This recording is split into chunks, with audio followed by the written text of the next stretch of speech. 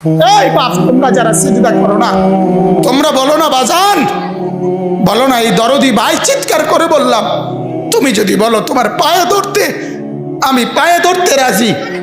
তুমি যদি বলো তোমারে জড়িয়ে ধরে কাঁদতে, আমি কাঁদতে রাজি। তুমি বলো কেন আল্লাহর সাথে রাগ করলা?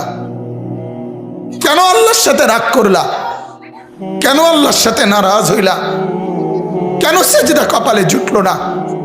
কেন মালিকের সাথে সারাদিনের এত কিছুর বিনিময়ে আল্লাহ তাআলা একটা মিস কল দিলে, 2 সেকেন্ডের একটা মিস কল দিলে বন্ধু তুমি টের পাও তোমার মোবাইলে মিস কল আসছে।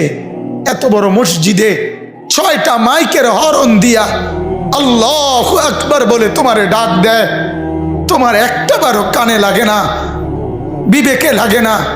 তোর মতো শক্ত ডাকাত, তোর মতো পাষাণ বেটার কে হইতে পারে? বেটা কথা বলেন না কেন?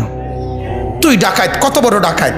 ওয়ায়াউমা তাকুমুস সাআতু ইউবলিসুল মুজরিমুন। আল্লাহ তাআলা বলেন যখন হাসরের মাঠ কায়েম হবে, হাসরের মাঠ যখন কায়েম হবে, নাফরমানরা, পাপীরা, সমস্ত অপরাধীরা হাসরের মাঠের দৃশ্য এক নজর চতুর্দিক দেখার পর, অবস্থাটা উপলব্ধি করার পরই ইউবলিসুল মুজরিমুন, আল্লাহ বলে সব পাপীরা একেবারে ভেবাচেকা, একেবারে এলোমেলো, অস্থির, পেরেশান হয়ে যায়। হায় এখন কি হবে? এখন কি হবে? হাসরের ময়দানে দাঁড়িয়ে দেখবে আল্লাহর নবী সাল্লাল্লাহু আলাইহি সাল্লাম বলেন 2টা কদম, শুধুমাত্র 2 পাও রাখা যায় যতটুকু জায়গা। আল্লাহ রাসূল সাল্লাল্লাহু আলাইহি সাল্লাম বলেন একজন মানুষ হাসরের ময়দানে শুধু এতটুকু জায়গায় বরাদ্দ পাবে। 1 সুতা ডানে বামে সামনে পিছনে আগ পিছ করতে পারবে না, 1 সেকেন্ডের জন্য বসতেও পারবে না। আল্লাহ তাআলা কোরআনুল কারীমের মধ্যে বলছে ইয়াউমা ইয়াকুমুন নাস লিরাব্বিল আলামিন, রব্বুল আলামিনের সামনে সবগুলো মানুষ দাঁড়িয়ে থাকবে। দাঁড়ানো দাঁড়ানো দাঁড়ানো থাকবে, দাঁড়িয়েই থাকবে। মাথার 1.5 হাত উপরে সূর্য, আল্লাহ বলবে সূর্য তোর সমস্ত তাপ আজ ছেড়ে দে, খুলে দে তোর সব তাপ। পায়ের নিচের জমিন উত্তপ্ত তামার মতো উত্তপ্ত হয়ে যাবে।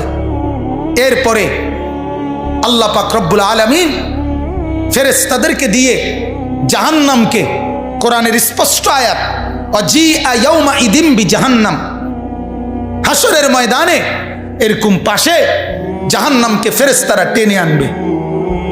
70,000 শিকল হাদিসের মধ্যে আছে জাহান্নামের মধ্যে লাগাবে। প্রতি শিকলের মধ্যে 70,000 কড়া থাকবে। কড়া, কড়া বোঝেন তো, যেটা লাগায় লাগায় কি বানায়? শিকল বানায়। 70,000 শিকল, 70,000 কড়া প্রতি শিকলে। প্রত্যেক কড়ার মধ্যে 70,000 ফেরেশতা ধরা থাকবে। তাহলে কত কোটি ফেরেশতা? হিসাব বুঝছেন? 70,000 শিকল, 70,000 করে প্রত্যেক শিকলের কড়া, প্রত্যেক কড়ার মধ্যে ধরবে 70,000 ফেরেশতা। এত ভীষণ মারাত্মকের ভাবে ধরার পরেও জাহান্নাম গর্জনের সাথে ফেরেশতাদের হাত থেকে ছুটে যায়।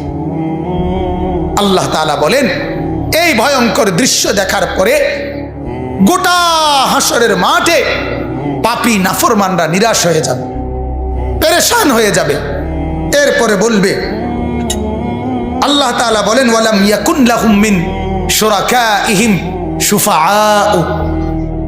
এই নাফরমান আর পাপীরা দুনিয়ার জমিনে যাকে যাকে সঙ্গী বানাইছিল, যাকে যাকে বন্ধু বানাইছিল, যার সাথে চলে চলে আল্লাহর নাফরমানি করছিল, এদের সবার দিকে তাকাবে, কিন্তু কেউ তাদের জন্য 1 বিন্দু কোনো সুপারিশ করবে।